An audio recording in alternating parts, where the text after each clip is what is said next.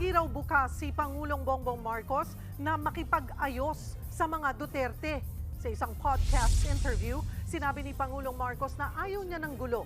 Ang habol daw ni PBBM ay pagiging matibay ng kanyang administrasyon. Kahit daw hindi magkasundo sa polisiya, dapat daw tanggalin ang gulo.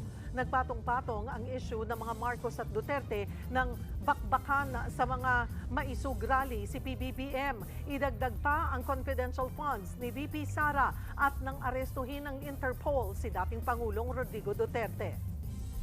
Ayoko ng gulo. Gusto ko makasundo sa lahat ng tao.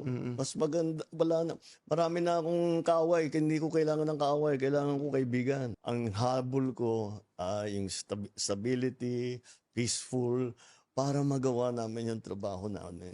Kaya ako, laging akong bukas sa ganyan.